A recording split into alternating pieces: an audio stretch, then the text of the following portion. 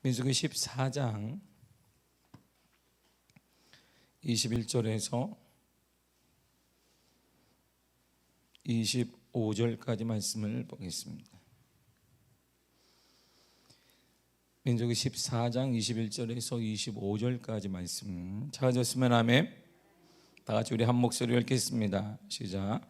그러나 진실로 내가 살아있는 것과 여호와의 영광이 온 세계에 충만한 것을 두고 맹세하노니 내 영광과 애국과 광야에서 행한 내 이적을 보고서도 이같이 10번이나 나를 시험하고 내 목소리를 청정하지 아니한 그 사람들은 내가 그들의 조상들에게 맹세한 땅을 결단코 보지 못할 것이요 또 나를 멸시하는 사람은 한 사람도 그것을 보지 못하리라.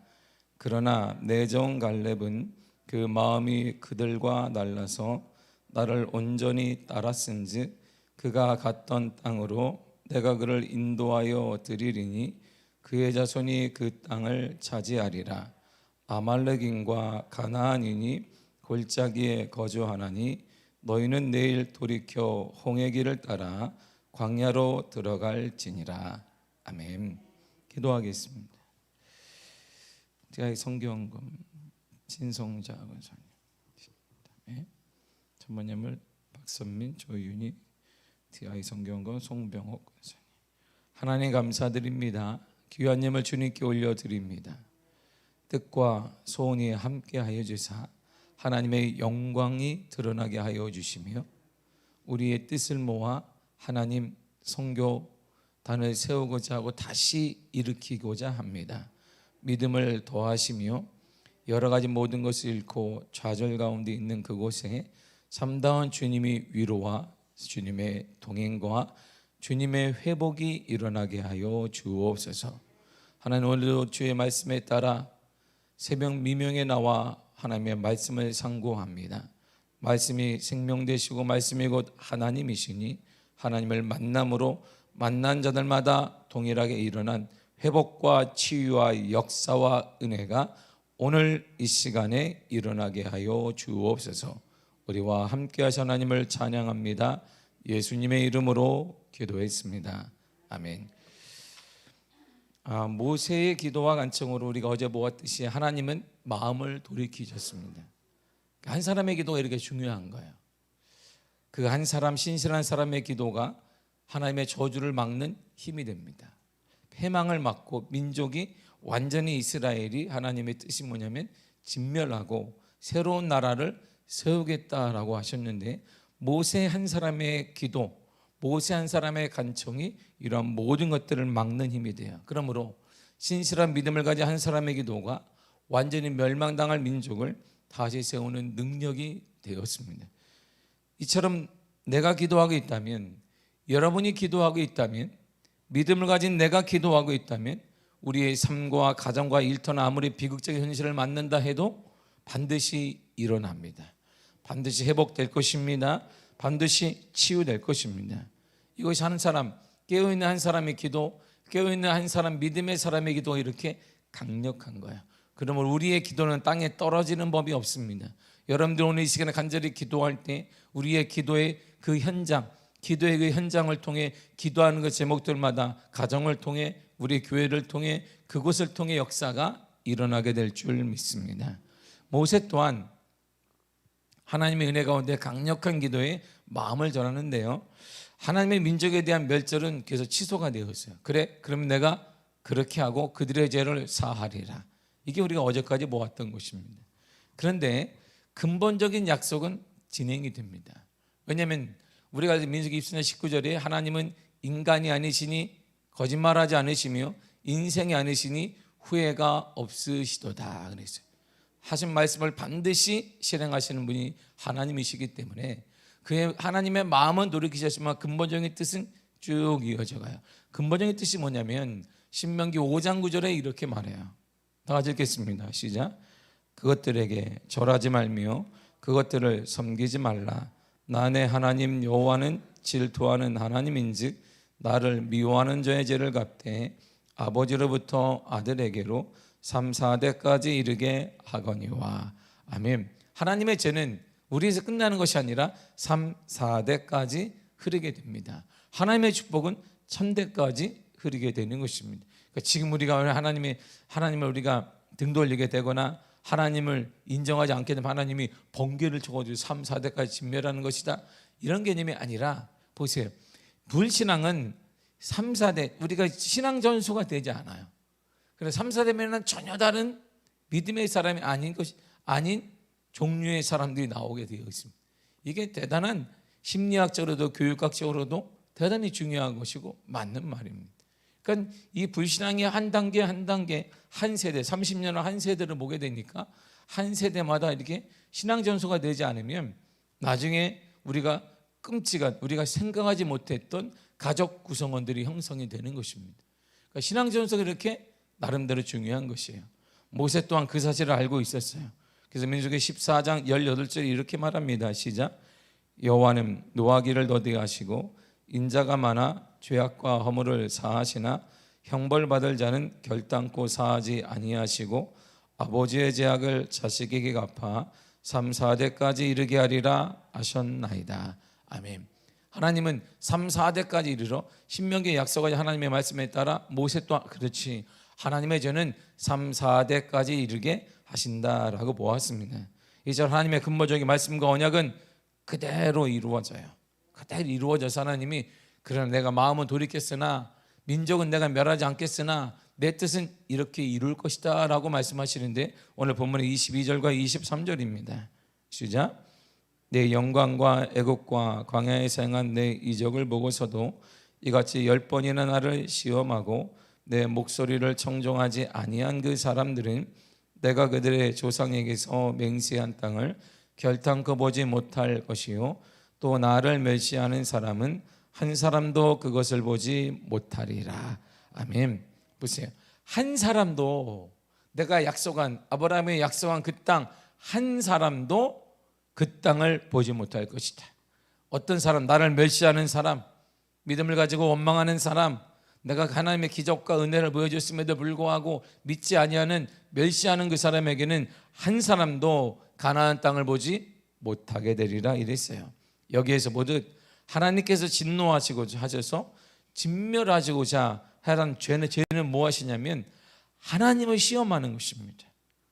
22절에 보니까 10번이나 나를 시험했다 그랬어요. 그러니까 늘상 시험하는 거예요. 이번에도 기적을 보여주시면 우리가 늘상 하는 것이죠. 눈에 보이는 것을 주시면, 이번에도 문제 해결해 주시면, 이런 거예요. 늘상. 지금까지 그러면 하나님이 기적을, 은혜를, 역사를 허락하지 않으셨느냐? 했죠. 그러나 그건 다 잊어버렸어요. 이번에도 주시면 내가 열심히 하고, 이번에도 하나님이 함께 하시면 내가 무엇을 하고. 그저 이 말은 정확히 말하면 그전에 하나님이 간섭하지 않았다 이런 뜻이. 내 인생에 간섭하지 않았고 내 혼자 살아왔고 내 뜻 가운데 살아왔는데 이렇게 일구었는데 한계에 부딪혔으므로 이번만 역사하시면 그러는데, 이게 불신앙이에요. 하나님을 시험하는 것입니다. 하나님 분명 10번 이상의 은혜를 허락하셨습니다. 애굽에서 10가지 재앙을 허락하셨고 홍해바다 갈라지게 하셨으며, 그리고 더 나아가서 만나를 허락하셨고, 그들이 고기가 먹고 싶을 때 한 달 이상 코에서 냄새가 날 정도로 이들 200만 명의 사람들에게 고기를 매일같이 공급해 주었습니다. 그런데 이들이 또다시 얘기하는 거예요. 하나님, 계속 기적을 보고 보았음에도 불구하고 더 큰 기적을 원하는 그들을 보며 10번이나 나를 시험했다는 것이에요. 그리고 두 번째가 뭐냐면, 하나님의 진멸의 대상이었던 그 죄가 뭐냐면 하나님의 말씀을 청종하지 않았다는 것입니다. 하나님의 말씀을 청종하지 않았다는 것은 하나님의 말씀을 따르지 않았다는 것, 하나님의 말씀을 순종하지 않았다는 것입니다. 그러므로 우리가 하나님의 말씀 듣는 거 대단히 중요합니다. 듣는 것이 복된 것입니다. 그러나 여기서 끝난다 의미가 없다 이런 말이, 듣고 순종하며 따라야 되는 것입니다. 순종이란 그 단어에는 내 삶이 그 말씀에 따라 행동으로 옮겨져서 끝날 때까지를 말하게 되는 것입니다. 들거 압니다. 들은 거 압니다. 들은 거 다 아시죠. 그건 순종이 아니에요. 그냥 지식 정보에 불과한 것입니다. 우리 신앙이, 우리의 믿음의 정도가 정보, 지식을 전달받는 수준이라면 아무 의미가 없는 것입니다. 그 말씀이 내 삶에 적용이 되어지고 그 말씀이 내 삶의 역사가 나타나고 그 말씀이 내 삶을 변화시키는 놀라운 역사가 되기 위해서는 하나님 말씀을 청종해야 되는데, 그 청종이란 따르는 것이고 순종하는 것이고 실천해 내는 것입니다. 그러므로 하나님께서 진멸하시고자 하는 죄는 오늘 본문을 요약하면 딱 두 가지입니다. 하나님을 시험하는 것, 그리고 하나님 말씀을 청종하지 않는 것, 듣기만 하는 것, 이런 말이에요. 이처럼 하나님을 시험하고 하나님의 말씀을 청종하지 않는 것이 하나님을 멸시하는 것입니다. 그리고 하나님을 멸시하는 자들은 어느 누구도 예외 없이 하나님의 약속의 땅, 가나안 땅, 축복의 땅을 얻을 수가 없어요. 그래서 지금도 우리가 하나님을 시험하고 하나님의 말씀을 청종하지 않게 되면 이 땅을 살아가며 소망 가운데 가나안 땅을 향해, 축복의 땅을 향해 전진하며 나아가서 기쁘고 소망이 있어야 되는데 거기에 대한 확신이 없으니까 불안하고 두렵고 어둡고 삶의 의미와 기쁨을 잃어버리게 되는 것입니다. 그에 반해 하나님은 갈렙에 대한 평가는 다르게 하셨습니다. 갈렙에 대한 평가를 보세요. 24절입니다. 시작. 그러나 내 종 갈렙은 그 마음이 그들과 달라서 나를 온전히 따랐은즉 그가 갔던 땅으로 내가 그를 인도하여 드리리니 그의 자손이 그 땅을 차지하리라. 아멘. 갈렙은 하나님을 멸시하는 자들과 달랐다 그랬어요. 갈렙은 그들과는 달랐어요. 갈렙은 그들과 달랐는데 뭐가 달랐는데요? 멸시하는 그들과 달랐던 것이 뭐냐면 온전히 따랐다는 거야. 전적으로 따랐다, 100% 믿고 순종했다, 이런 말입니다. 갈렙은 현상을 믿은 것이 아니고, 지금 대부분의 사람들은 12명이 갔는데 10명의 사람들의 보고 내용이 뭐냐면 보이는 걸 믿은 거예요. 그들은 의외로 키가 큽니다. 거기는 철기 문화가 있습니다. 우리가 보지 못했던 대단한 무기들도 있습니다. 그들은 정착 민족입니다. 그들은 활을 쏠 줄도 압니다. 그들에게는 군사도 있습니다. 근데 우리를 딱 보니까 전쟁을 해본 사람도 없습니다. 키는 다 돌아다니게, 노예에게 맛있는 거 먹일 일이 없으니까 키도 크지 않습니다. 전쟁에 능한 사람도 없습니다.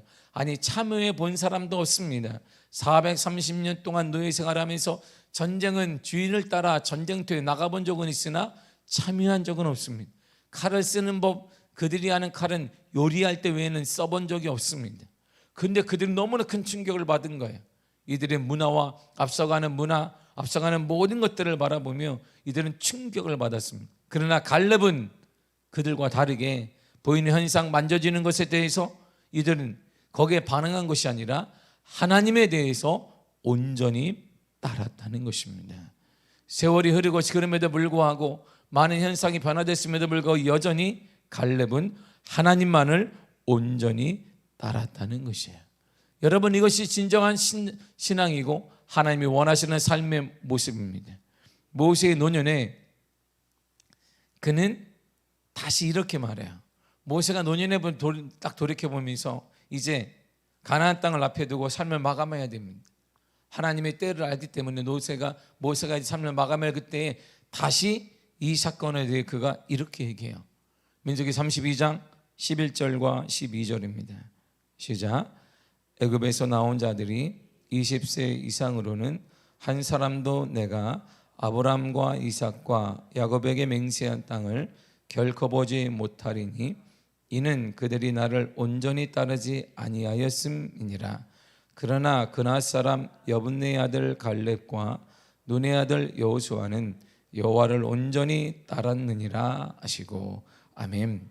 보세요. 그가 과거를 딱 돌이켜보면서 그날 그 사건 때문에 20세 이상으로는 아무도 하나님의 약속하신 맹세한 땅을 보지 못했다. 그러나 여분네 아들 갈렙과 눈의 아들 여호수아는 여호와를 온전히 따랐다. 보세요. 같은 말이 반복돼. 하나님도 갈렙을 어떻게 평가하냐면 그가 나를 온전히 따랐다 얘기하고, 모세도 그를 어떻게 평가하냐면 나를 온전히 따랐다 이렇게 얘기해요. 여러분, 하나님과 사람 앞에 존귀 여김받은 사람이 있어요. 그게 사무엘입니다. 사무엘은 분명히 어릴 때부터 하나님과 사람 앞에 존귀 여김받았다 그래요. 갈렙을 보세요. 하나님의 평가가 뭐냐면 갈렙은 그들과 다르게 나를 온전히 따랐다 그랬어요. 그리고 나서 모세 또한 그를 평가할 때 뭐라 그러냐면 그는 여호와를 온전히 따랐다 말합니다. 보세요. 평가가 동일합니다. 민족의 지도자인 모세가 보는 눈이나 하나님이 보는 눈이 똑같아요. 사무엘을 바라보는 눈을 그대로 옮기게 되면 하나님과 사람 앞에 존귀 받았던 이유가 같을 거예요. 우리의 모습이 그렇단 말이에요. 하나님께 인정받는 그 사람은 사람에게도 그래요. 그러나 사람에게 인정받는 사람이 하나님께 다 인정받느냐? 그건 또 아닙니다. 갈렙이 이렇게 하나님 앞에 귀하게 쓰임받았고 85세가 넘었음에도 불구하고 하나님이 모든 이스라엘 백성들이 원치 않았던 그 땅, 유대 백성이 얻었던 그 땅, 이 산지 안악자손이 살고 있는 자이언트가 살고 있는 그 땅을 향해 그것을 달라라고 외쳤던 이유는 바로 이러한 믿음이 존재하기 때문이에요. 하나님이 나와 함께 하시면 그 땅을 내가 얻을 수가 있습니다. 그의 조건은요 계속 똑같은 거예요. 40일간 정탐을 하거나 안악자손을 보거나 그는 똑같아요. 현상이 아니라 문제가 아니라 하나님을 의지한 것입니다. 이 시대를 살아가는 우리도 똑같아야 합니다. 왜냐하면 히브리 13장 8절에 예수 그리스도는 어제나 오늘이나 영원토록 동일하시기 때문에 현상에 따라 반응하는 것이 그리스도인이 아니라 우리는 하나님에 반응하는 자들이에요. 하나님에 반응하시기를 바랍니다. 어떻게? 온전히 전적으로 100% 믿고 따르는 것입니다. 누구를? 권력이 아니라 돈이 아니라 하나님을 말해요. 2022년을 살아가는 저와 여러분들이 해야 될 일은 그럼에도 불구하고 하나님에 반응하는 거예요. 하나님의 말씀에 반응하십시오. 가라 그러면 가는 것이고 놓으라 그러면 놓는 것입니다. 여전히 우리가 두려워 떨리는 마음으로 사람의 권력에 내가 가진 것에 따라 반응하고 있기 때문에 하나님의 역사가 없는 거예요. 하나님이 그래서 시험하는 것입니다. 하나님의 말씀을 청종하지 않는 것입니다. 하나님을 시험하지 않고 청종하지 않는 신앙이 뭐냐면 반대로 온전히 따르는 것입니다. 시대가 변화돼도 2002년이 돼도 과학의 시대가 오더라도 바이러스 시대가 오더라도 코로나 시대도 우리는 온전히 하나님을 따르는 것입니다. 이것이 갈렙 한 사람을 바라볼 때 하나님과 지도의 모세가 봤는데 동일한 시기. 여러분은 어떨까요? 우리는 어떨까요? 우리는 하나님 보실 때 어떤 모습으로 평가받을까요? 여기서 우리는 참신앙이 무엇인지를 알 수 있어요. 참신앙은요 온전한 신앙이에요. 이 온전한 신앙이란 주의 말씀을 전적으로 따르는 것입니다. 시대가 악하죠. 시대가 많은 사람들이 얘기해요. 130년 전에 이 땅에 복음이 조선 땅에 복음이 들어왔을 때, 그리고 500년 전에 종교개혁이 일어날 때, 2000년 전에 예수님이 살아계셨을 때, 4000년 전에 아브라함과 욥이 살았을 때, 그리고 4000년, 3000년 전에 다윗과 솔로몬의 시대 때와는 다릅니다. 맞지요? 다릅니다. 문화와 문명이 다르고요. 과학이 급속도로 발달했습니다. 예전에 우리 어릴 때 꿈은 무엇이? 저기 달을 보면서 저기에 뭐가 있냐 그러면 토끼가 이렇게 방아 찧는 거 이렇게 있죠. 방아 찧는 거로 토끼가 방아 찧는 거를 우리가 막연히 알았어요. 지금은요 달나라를 가요. 이렇게. 개인적으로 이번에도 미국에서 큰 이게 기업이 아니라 작은 기업인데 이제 주식회사 상장하기 위해서 거대한 기업의 CEO가 네 사람과 자신과 자신을 포함해 네 사람이 개인적으로 우주선을 마련해서 이번에 달나라를 갑니다. 뭐 7천억인가 든다 그래요. 그거 타고 가요. 136시간을 탄다는 기록이. 와, 얼마나 그 사람이 39세밖에 안 되는데 입이 찢어지려고 그래. 왜? 네 사람이 달나라 여행을 가는. 이렇게 될 줄 누가 알았어요? 우리가 생각했던 달은 보름달이나 이렇게 먹을 수 있었고, 안 그러면 거기에서 이렇게 토끼가 이렇게 절구전 찍는지 그것만 알았는데 시대가 이렇게 달라졌어요. 아브라함 시대와 우리하고는 다르죠. 4,000년 전하고. 그리고 다윗과 솔로몬의 시대 3,000년 전과는 다르죠. 예수님 시대 2,000년 전과는 다르죠. 오병진의 종교개혁 시대는 다르죠. 130년 전에 조선 땅에 복음이 들어왔을 때와는 다르죠. 맞습니다. 다릅니다. 다 달라요. 오늘날은 악하기도 하고요.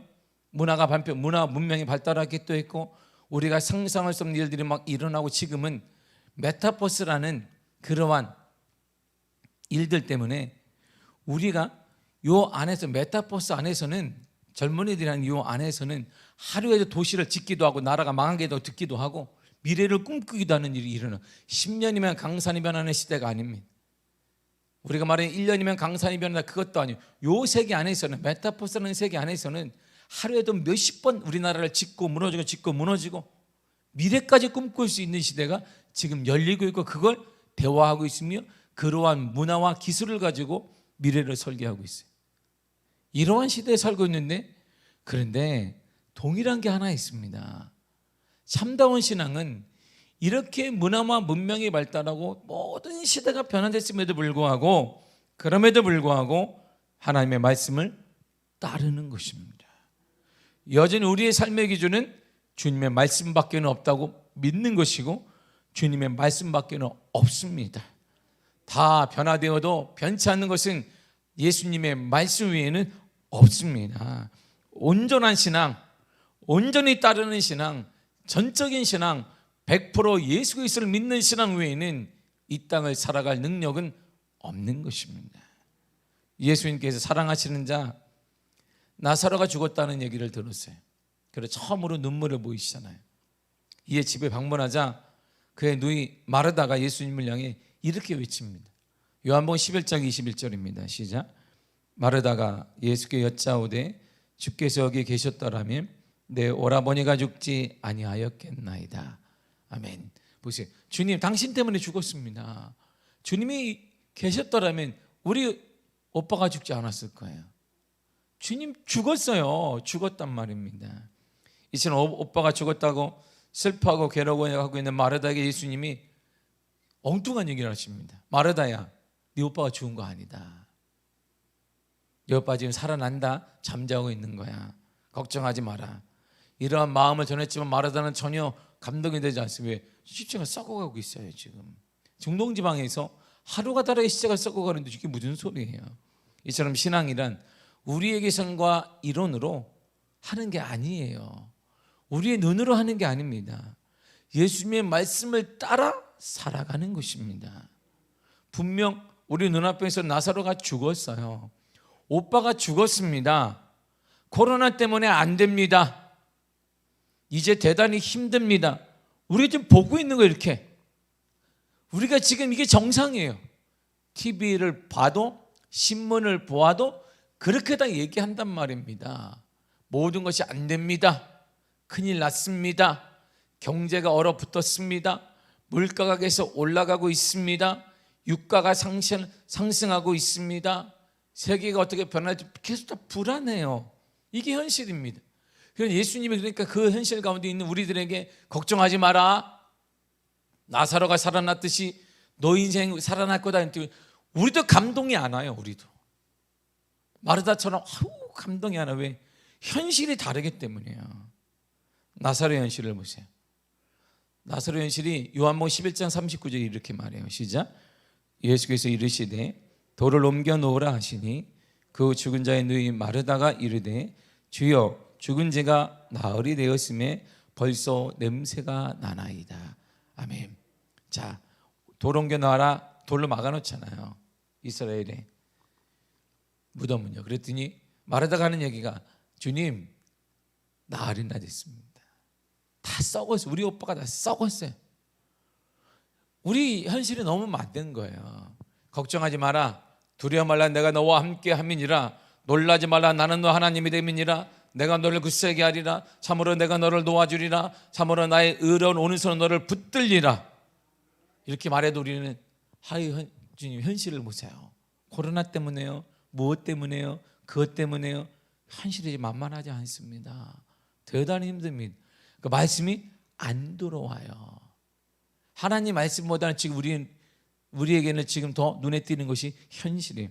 코로나, 무엇, 누구, 무엇 때문이죠.